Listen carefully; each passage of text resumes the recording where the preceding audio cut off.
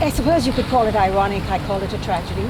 I think so many people, as when I spoke with Suzanne LaPlante Edwards last night, and she said, I cannot bring my daughter back. She's 70 years old. But she said, I have fought so hard for this legacy, for all women, for other daughters, and other sisters and mothers and grandmothers and aunts. And she said, now it's going to be lost. After 20 years, it will be lost.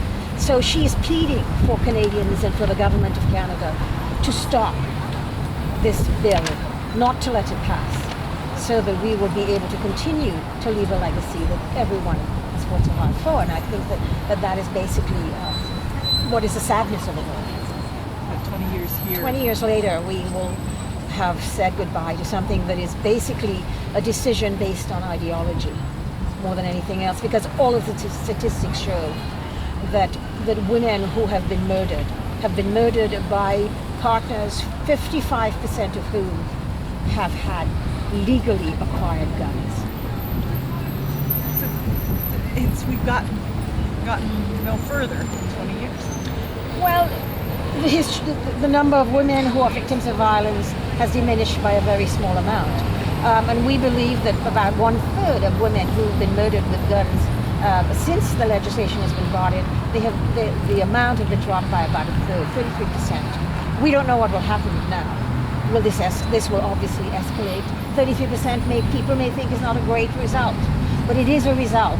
And for 33% of women whose lives were saved as a result of this legislation, it is an important figure. And so if we continued, obviously nothing is perfect. The legislation alone is not enough. We have got to be training young men, young boys to respect women, to understand that violence is not the answer, to help them to deal with their anger and their frustration.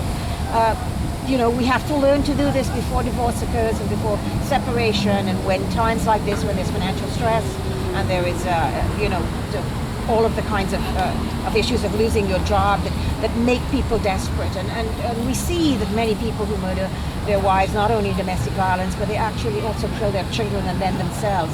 This is despair, and we need to be able to prevent despair. We need to train people to learn how to deal with it. And we need to deal with the issues of mental illness and stress in our lives. And that is something we need to do. So it's not merely gun control legislation, but that is a huge piece, because we give a message to the world that we care and that we're prepared to take legislative steps, policy steps, program steps, education, awareness steps. And at the end of the day, when we look at the 500 women who are missing in this country today, the United Nations has cited this as one of the greatest shames of Canada.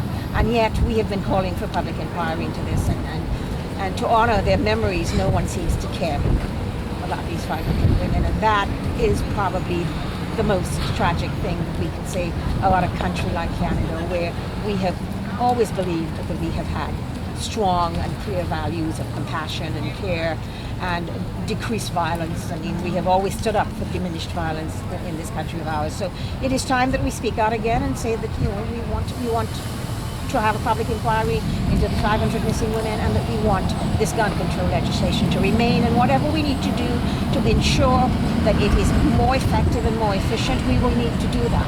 But it must come back, and we must add to it all the policies and programs of prevention that I talked about.